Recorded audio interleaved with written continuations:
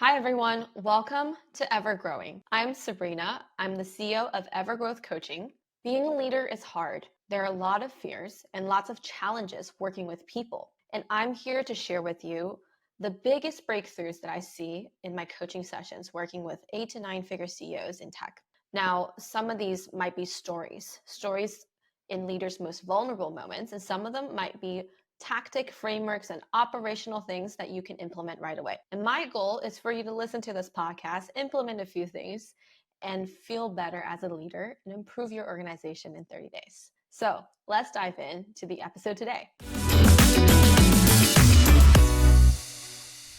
To kind of bring together all the things I've seen, I think of 3 avenues for organizations that create more joy and happiness in their employees. Number 1 is connection. The problem that all employees face at certain parts of their journey is I'm working in a silo. No one understands what I'm going through. I'm the only one struggling.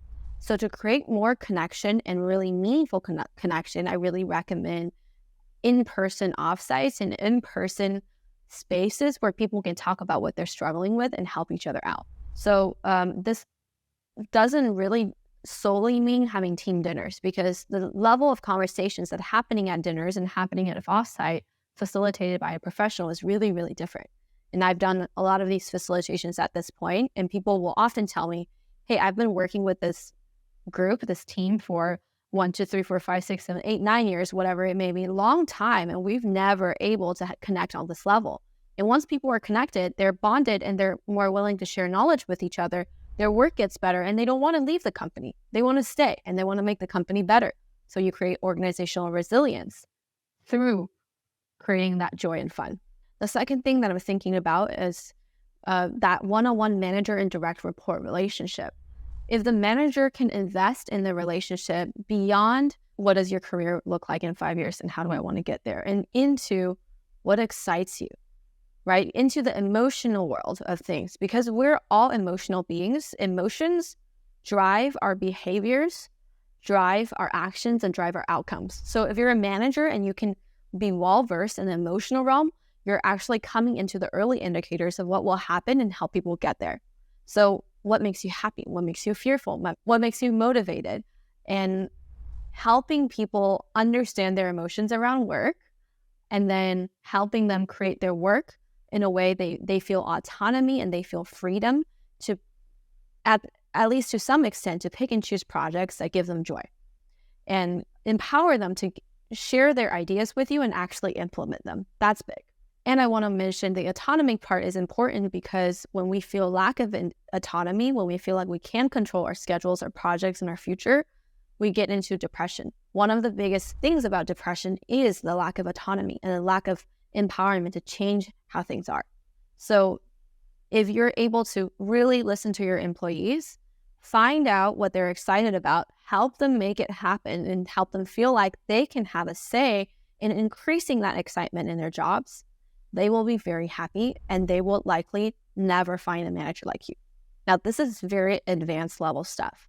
This is for people who are interested to create this group of people who really love working with each other in years and years to come. If you want to become this leader who basically people will text you and call you throughout your career and say, hey, as soon as you have an opening, I'm in, then this is the lesson for you. If you're not interested in that type of loyalty and almost like that kind of following, then this lesson would not apply to you. Now, I talked about connection. I talked about manager to direct report relationship. So the third thing is about creating spontaneous interactions among the teams. By that, I mean creating opportunities where people get to know each other as people and not just a salesperson, an engineer, a CTO, a CEO. And that's where a lot of companies like facilities and amenities come into play. I think those are great. Those are definitely not necessary or needed to create happiness and joy. I've seen a lot of remote companies do really, really well without any of those amenities. But think about the principle here, right? As a principle is we as a company are creating space, and that may be a physical space or that may be a virtual space where people can come together and just be spontaneous and just to get to know each other. If you think about something that's been going on online that's really popular, I think a few months back, is the idea of a third place, right? People say with the pandemic, we've been missing the third place because we used to have our home and our work and like a bar or like a coffee shop or something. I think that idea can be also applied to work. Sometimes there's only your work and like your desk and going into meetings, interacting with people. What would be a third place in the organization where people can just go and hang out? And this is where I think the water cooler concept comes up. If we use that concept to introduce a third place in the company, I think it would create a lot more sense of belonging, where people would feel like they can bring their full selves to work, and that creates joy. The most important thing that a manager can do to the well-being of their team is attention, right? These headspace to thinking about each of their team members and showing the team members that you're thinking about them. This could be, I'm following up on, you talked about your husband and he had a surgery. I want to know how that's been. It could be thinking about your employee and your team member's career track and proactively giving them a promotion and suggesting the idea of a promotion before they brought it up. It could be making the connection between a project and someone on your team and challenging them to go on to the next level. So having that headspace is the most important thing. And as a coach, I use that idea a lot because I put aside time every week to think about every one of my clients. Sometimes I may take no action. Sometimes I might send them a text. Sometimes I might raise an idea up to them. But simply having that headspace goes a long way and makes you into a better manager. Because remember, the most important thing that people are really looking for is that manager to direct report relationship. Most people leave their jobs when that relationship is not good. So if you make that relationship really good, among other things, and if people are feeling fairly compensated, then their well-being would be really good. However, the most common question that I receive from CEOs when it comes to well-being is, hey, we're on a really tight deadline right now. Our company is really looking to profitability because the past few years haven't been kind for us. We're having problems raising money, and we're putting a lot of pressure on our team, and they're overworking, but I still care about their well-being. I just don't know how to balance that anymore. If that's happening, first of all, I would recommend that you acknowledge how things are, how difficult things are.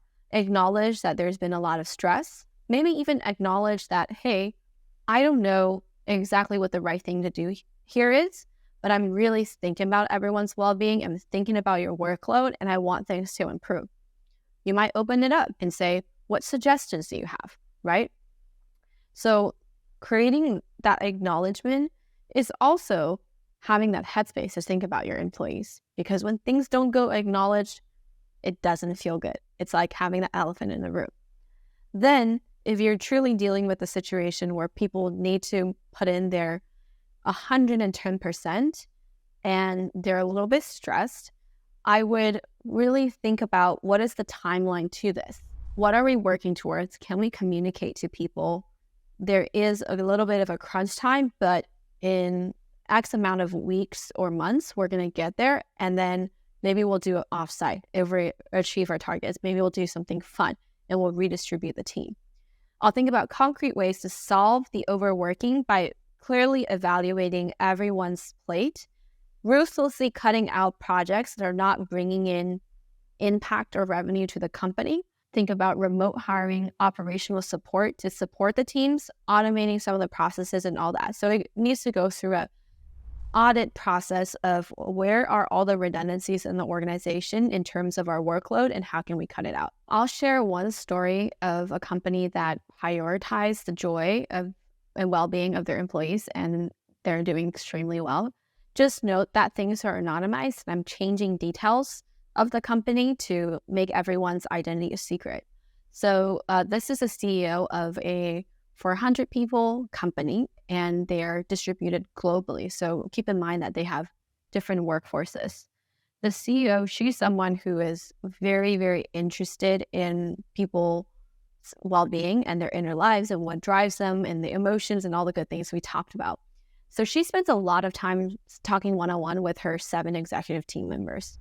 They have been working together for, I think, an average would be 5 years. So there's like very, very little turnover on our leadership team. She always makes time for those leaders, and she knows a lot about everyone's like family life, personal lives. So it feels like a very integrated workplace where the leadership team is being cared for. Now, as the organization grew larger, it was hard for her to remain connected to everyone, right? So what she ended up doing is once in a while, she'll do some skip level one-on-ones just to make sure there's connection.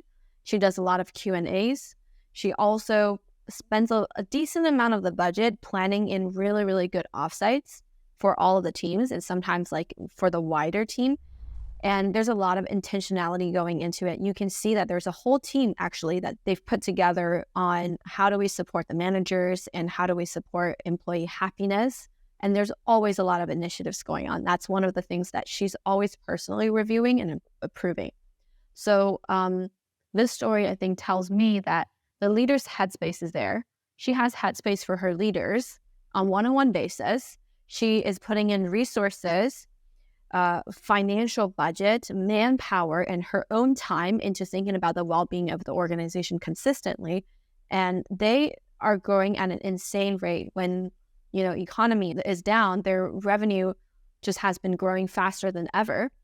And they were able to attract really, really great talent and be able to retain it. So I think this is one of the companies that I've known with really the highest retention rate and the highest satisfaction rate.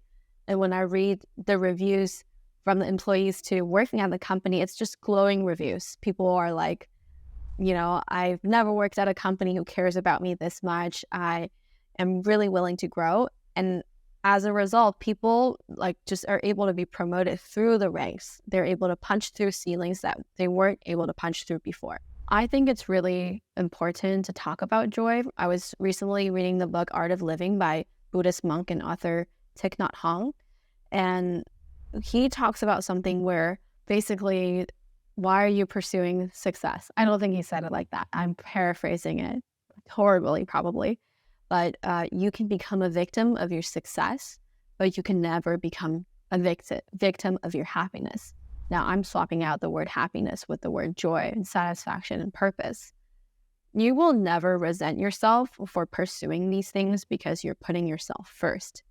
But you could resent yourself and go down the wrong path if you're only pursuing success. So I would encourage all of you to think about the journey right now, not just the destination. What are you needing right now to feel more excited and motivated about your life? And when you have it as a leader, that's when you can start to give it to other people. We can only give to other people what we've learned to give to ourselves.